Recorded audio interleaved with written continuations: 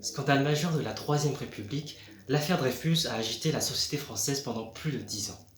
Cette affaire a profondément divisé la France en touchant à des domaines à la fois militaires, politiques, religieux et sociaux. Officier français d'origine alsacienne et de confession juive, Alfred Dreyfus a été la principale victime de cette affaire clé de la Troisième République.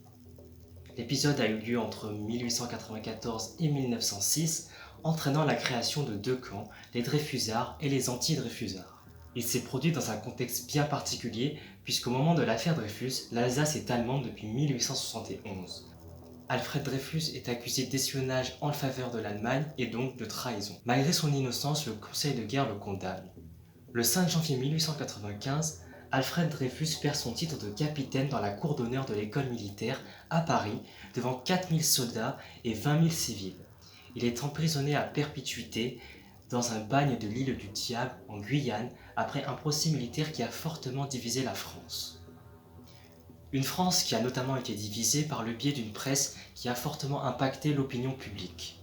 En effet, au cours de cette affaire, la presse a eu un rôle très important et on peut même la qualifier d'actrice principale puisque c'est elle qui a donné une répercussion médiatique au cas de Dreyfus. À ce moment, la presse est très particulière car elle donne des avis soit pour, soit contre défendre Dreyfus et dès le début de l'affaire, on a de la presse qui est majoritairement anti-Dreyfusard. En effet, la majorité des premiers journaux sont anti-Dreyfusard.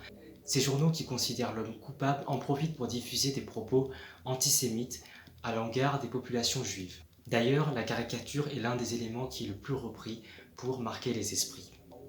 Les caricatures s'accaparent des clichés pour stigmatiser les juifs. On a des caricatures qui représentent les juifs avec des gros nez et crochus, ou alors des slogans qui les traitent d'avares ou de détenteurs de tout l'or du monde. Le journal Le Gros Lot a par exemple publié une satirique de Dreyfus.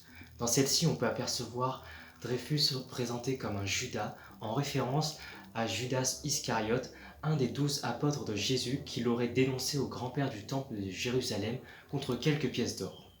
Derrière lui, sous une bannière maçonnique, on retrouve Jules Guesde et Jean Jaurès, chefs de file de l'extrême gauche, qui sont également assimilés à des ennemis de la France liés à un complot international.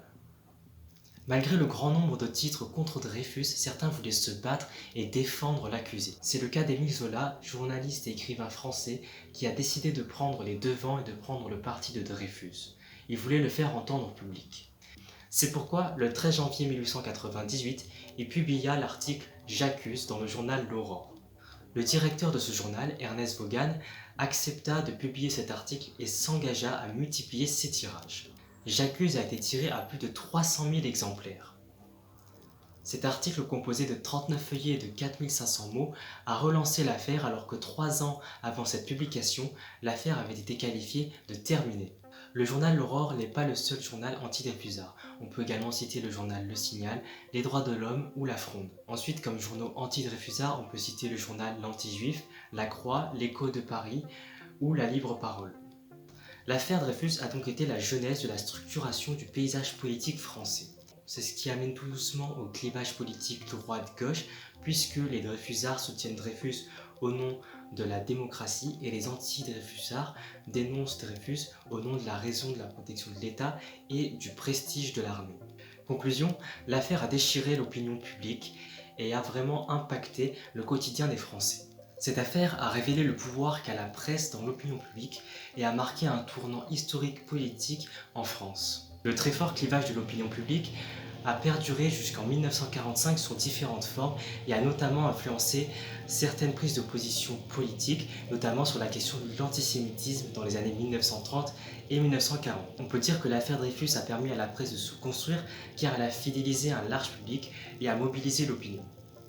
Ainsi, la presse quotidienne est devenue une presse d'opinion. De ce fait, elle contribue à modeler et transformer l'opinion publique.